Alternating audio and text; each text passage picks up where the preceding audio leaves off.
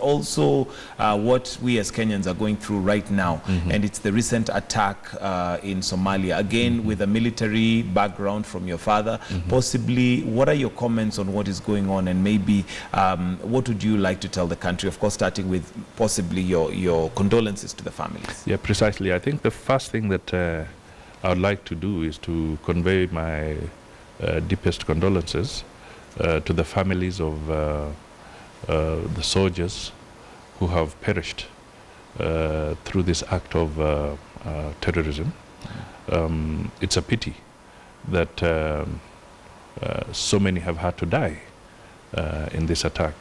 We may not know immediately the number of people, but it's quite substantial. Maybe it's a whole company within the military palace that we have lost here. So I really want to say that we stand by the families of those who have lost their lives, and we can only say at this stage that all Kenyans should really rally behind them, and at the same time take into account that these people are fighting for the Kenyan people, to protect the Kenyan society from acts of terrorism which have become dominant all over. That being said, I think when we've gone through the difficult moment of mourning, it will be also important within the legal framework of the military law that the head of the military also ensures that he does conduct an inquiry into this incident within the military framework and the legal framework that the military is granted to inquire into such events, because Kenyans, as much as they will mourn, they will want a few hard questions dealt with. Was there a lapse? Was information not shared appropriately? How did these people strike and make their moves without maybe any early detection? What was happening? Is it a matter of concern for you that information is still not coming through? Well, it would be a matter of concern. It means that then the terrain is not very smooth at the moment. That means the risk is still high. Perhaps that is why the information is not flowing that much. But that is something that they eventually will have to come out.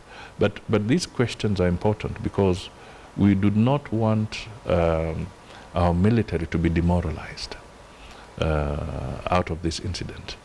They defend our country, and it is important that proper answers are given so that there is no recurrence of a similar incident to any of the other people who are in Somalia at this point in time, either through AMISOM or the KDF in different stations, because these guys might be emboldened that since they've struck a very devastating blow at this stage, then they can move to the next level. They could even be emboldened and make another foray into the country.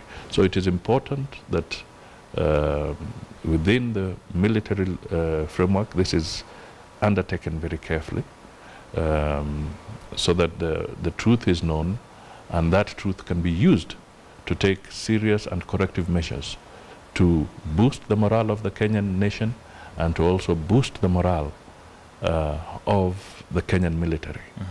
And we would not want to have a situation where our military are seen or are put in a situation where they are sitting ducks in such a situation.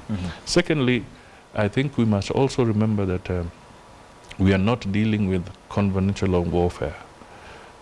Conventional warfare is the usual one country against the other, and you see that army and this army, you know. But here you're dealing with unconventional methods, unconventional tactics. So clearly, And I'm sure this is through their they have this perfect training, because we have our people trained well.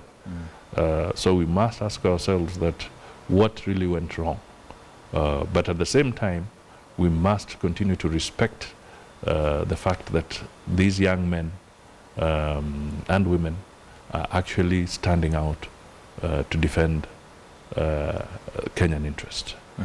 Well, there has been debate as to whether Kenya has stayed too long in Somalia and whether we should actually be thinking about exiting. What are your comments on that? You see, there are two issues that must come out, or one fundamental question that must be answered.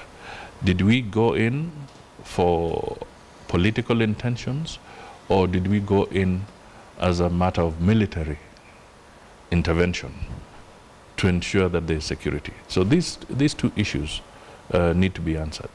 And I think those in government must really define, were they there for as a military reason for being in Somalia? Reason for being, is it a military intervention? If it is, then they must stick and focus on the military activities and ensure that that they're not distracted whatsoever. Now, if somebody then wants to interpret it as a political intervention, then political interventions can have very different connotations and strategies here. So I think that needs to be defined by the government of the day. That are we looking at it and coming out clearly on what should be our role there? Tactfully, if it is a military intervention, then clearly you'd have to figure out your exit plan, when and how. If it is a political intervention, then the considerations might be different. But I think what Kenya should do, and what the international community should do, is to ensure that the people of Somalia quickly get their own government. They must get their own government. And a greater effort must be put in to make sure that the initiatives that are going on, where IGAD and even the process is going on to whether since the transitional government is coming to an end, I think they're planning to have elections in August. But if such forays, such attacks are beginning to come into play, then you'll ask yourself, is it possible then that they will have these elections at all?